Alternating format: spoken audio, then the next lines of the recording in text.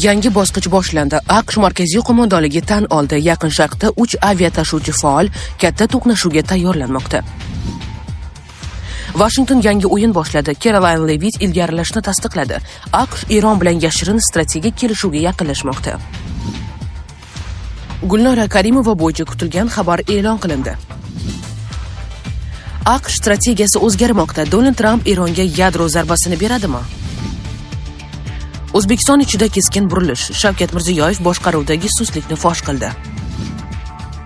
G'azodagi bolalar gapirish qobiliyatini yo'qotmoqda.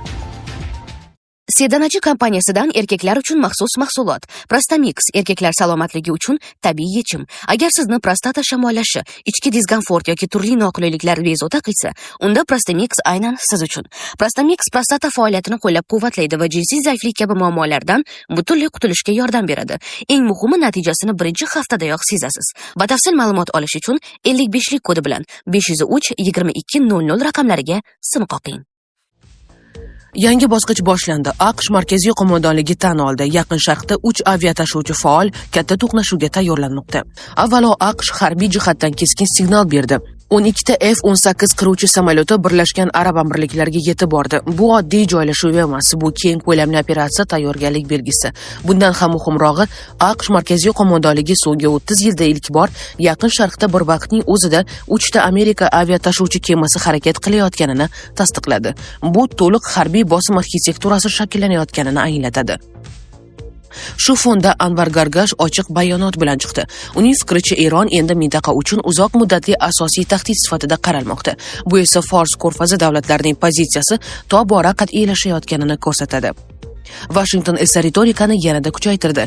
Pete Hegseth AQSh armiyasini har yili Nobel mukofotiga loyiq deb atadi va Yevropa hamda Osiyo 10 yillar davomida aynan AQSh himoyasi ostida yashaganini ta'kidladi. Uning endi birovning hisobidan yashash davri tugadi degan gapi ittifoqchilarga yo'naltirilgan ochiq signaldir. Diplomatik frontda esa harakat kuchaymoqda. Abbos Aroqchi Islomobod, Maskat va Moskva yo'nalishida safarni boshladi. Bu tashrif oddiy diplomatik tur emas, bu yangi ittifoqlar va kelishuvlar izlanayotganining belgisidir. Tehrondagi Xomanaiy aeroportining shikastlangan holati aks etgan videolar ham bosim darajasi yuqori ekanini tasdiqlaydi.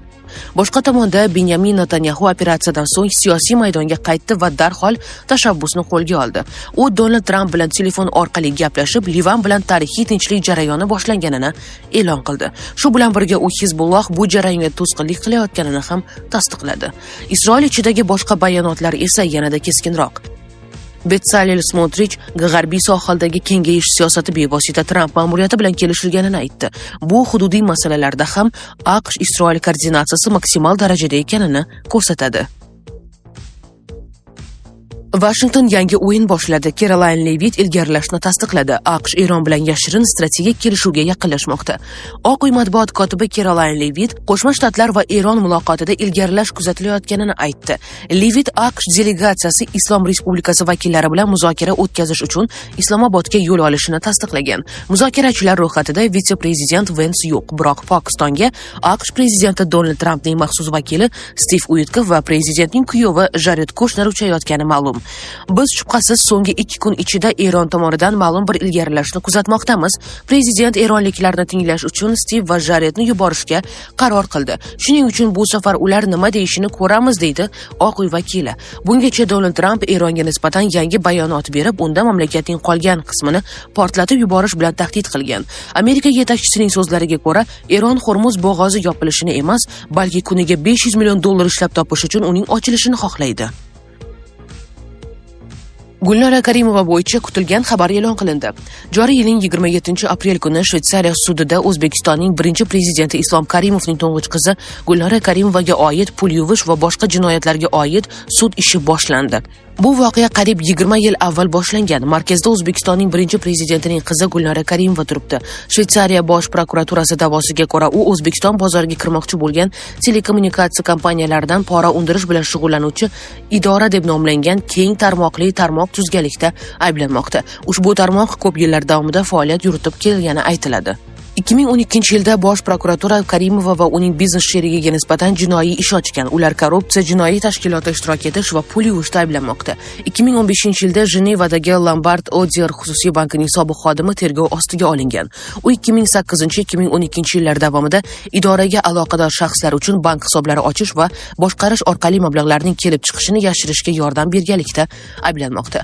Lombard Odier bankining o'zi pul yuvishda bevosita ayblanmayapti. Asosiy masala bank o'z xodimining ehtimoliy jinoiy harakatlarini oldini olish uchun barcha zarur tashkiliy choralarni ko'rmaganligida. Bu korporativ jinoiy javobgarlik tushunchasiga kiradi. Shu asosda Shveysariyadagi bir nechta banklar, jumladan Banque Piquet, Credit Suisse va Safra Sarasin avvalroq jazolangan. Bankning o'zi 2012-yilda bu holat haqida pul yuvish bo'yicha hisobot berish idorasiga xabar bergan va tergov bilan to'liq hamkorlik qilgan. Xo'sh, nima uchun bu ish bunchalik uzoq davom etmoqda? Asosiy faktlar murakkab bo'lgani kabi jarayonning borishi ham g'ayritabiiy bo'lgan. Ayniqsa ishning davomiyligi hayratlanarli. Asosiy voqealar 2008-yilga borib taqaladi. Shveysariya jinoiy adliya tarixida birinchi marta federal jinoyat sudi so'roq o'tkazish uchun xorijga safar qilgan. Yillar davomida ishning ikki yo'nalishi turli prokurorlar tomonidan alohida olib borilgan. Faqat 2025-yil may oyida tergov boshlanganidan 10 yildan ko'proq vaqt o'tgach, federal jinoyat sudi Bosh prokuraturaning pozitsiyasiga zid ravishda ikki ishni birlashtirishga qaror qilgan, chunki ular bir xil faktlarga asoslangan. Sud majlisi joriy yilning 27-apreliga belgilangan. Yuqoridagilar hisobga olinsa, sud qanday kechishini prognoz qilish qiyin. Ko'plab omillar mavhum bo'lib qolmoqda va ko'p yillik tergov davomida ko'plab qoidabuzarliklar to'planib qolgan. Sudga kim kelishi noma'lumlikdan tashqari, qaysi dalillar qabul qilinishi va ularga qanday vazn berilishi ham muammo bo'lib qolmoqda. Shuningdek, jarayonning o'ta uzoq davom etgani va ko'plab protsessual qadamlar huquqiy bahoga qanday ta'sir qilishi ham asosiy savollardan biridir. AQSh strategiyasi o'zgarmoqda. Donald Trump Eronga yadro zarbasini beradimi? AQSh prezidenti Donald Trump Eronga qarshi yadro qurolidan foydalanishni rejalashtirmayotganini aytdi. Uning so'zlariga ko'ra, bundan hech qanday mantiq yo'q. Bu haqda u 24-aprel kuni Oq uyda jurnalistlarga ma'lum qilgan. Jurnalistlar Amerika yetakchisining hozirgi mojaro davomida Qo'shma Shtatlar tomonidan Eronga qarshi yadro quroli qo'llanilish ehtimoli haqida so'ragan. Trump bunga qarshi ekanini bildirib, berilgan savolni ahmoqona deb atagan. Nima uchun men yadro qurolidan foydalanishim kerak? Bu usiz ham oddiy vositalar bilan ularni butunlay tormor etdik, deydi AQSh prezidenti. U yadro qurolini qo'llash mumkin emas deb hisoblaydi. Yo'q, men undan foydalanmagan bo'lardim. Hech kimga yadro qurolini ishlatishga ruxsat berilmasligi kerak deya qo'shimcha qilgan Trump. Bungacha Trump Eronga nisbatan yangi bayonot berib, unda mamlakatning qolgan qismini portlatib yuborish bilan tahdid qilgandi. Amerika yetakchisining fikricha, Eron Hormuz bo'g'ozi yopilishini emas, balki kuniga $500 million ishlab topish uchun uning ochilishini xohlaydi. O'zbekiston ichida keskin burilish. Shavkat Mirziyoyev boshqaruvidagi suslikni fosh qildi. Dunyo bo'ylab keskinlashib borayotgan geosiyosiy qarama-qarshiliklar fonida ichki barqarorlik masalasi tobora muhimlashmoqda. Aynan shu nuqtada Shavkat Mirziyoyev keskin va ochiq signal berdi. Endi eski uslub bilan ishlash davri tugadi. Davlat rahbari eng oddiy, ammo eng og'riqli masalaga to'xtaldi. Oziq-ovqat, go'sht va kartoshka masalasi muammo bo'lmasligi kerak deb qat'iy aytildi. Lekin real holat boshqacha. Qashqadaryoda kartoshka ekilishi atiga 41%, Surxondaryoda esa 44% ni tashkil qilgan. Natijada narxlar darhol o'sdi. Birgina mart oyida kartoshka Surxondaryoda 12,5%ga, Qashqadaryoda esa 9%ga qimmatlashgan. Bu oddiy statistika emas, bu ta'minotdagi uzilish va boshqaruvdagi suslikning ochiq belgisi. Prezident vaziyatni yanada kengroq kontekstda baholadi.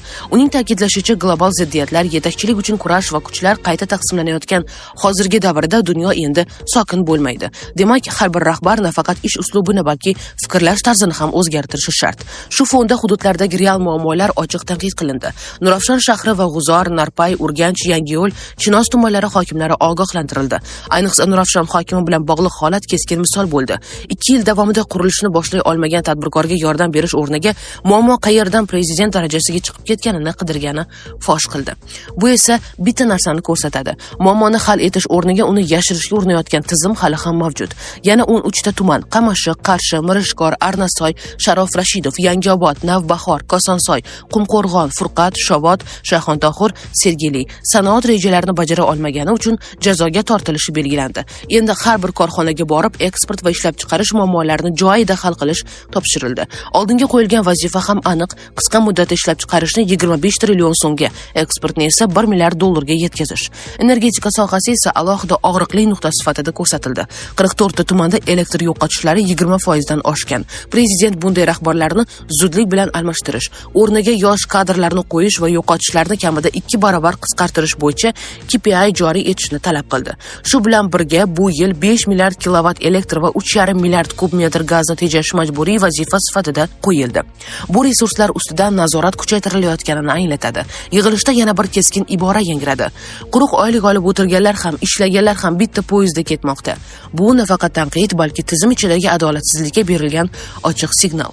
Shu bilan birga ijobiy fon ham bor. Xalqaro valyuta jamg'armasi hisobotiga ko'ra, O'zbekiston yuqori iqtisodiy faollik hisobiga barqaror o'sishni saqlab qolmoqda.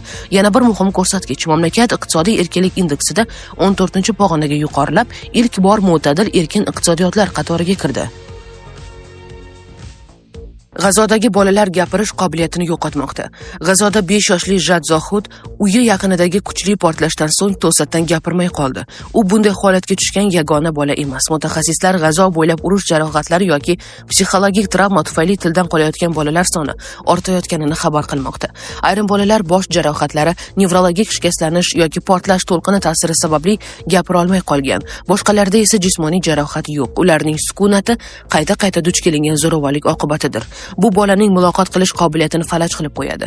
Chegara bilmas shifokorlar tashkiloti bilan G'azoda ishlagan psixoterapevt Katrin Brubak buni sukunatdagi azob deb atamoqda. Holat vayrongarchiliklar ortida ko'pincha e'tibordan chetda qolmoqda. G'azo shahridagi Hamad kasalxonasi shifokoriga ko'ra, bolalar orasida nutqni yo'qotish holatlari ko'paymoqda. Shifoxonaning nutq bo'limi rahbari Muso Al-Xortsining aytishicha, bu bola gapirish qobiliyatini butunlay yo'qotishi mumkin. Bunga selektiv mutizm yoki isterik afoniya, ya'ni kuchli stress tufayli ovoz yo'qolishi sabab bo'ladi. 4 yoshli Lusin Tambora Isroil aviazarbasi oqibatida uyi zinapoyasi qulab tushganda 3-qavatdan yiqilgan. Bu uning nutqiga ta'sir qilgan va qo'l oyog'ini qisman falaj qilgan. Oyog'i tuzalgan bo'lsa-da, u hali ham gapirishga qiynalmoqda. Shifokorlar doimiy parvarish bo'lmasa, bu holat bolaning kelajakdagi rivojlanishiga jiddiy zarar yetkazishidan ogohlantirmoqda. Katrin Brubakning tushuntirishicha, bolalar og'ir travmaga javob sifatida gapirishdan to'xtaydi. Bu tananing jismoniy javobi, tanlov emas. Bola o'zini kuchli xavf ostida his qilganda tana muzlash holatiga kiradi. Organizm dunyo yana xavfsiz bo'lguncha kutadi, deydi mutaxassis. Sizga yetkazmoqchi bo'lganlarimiz hozircha mana shulardan iborat edi. Dunyo yangiliklaridan uzoqlashmang. Salomat bo'ling.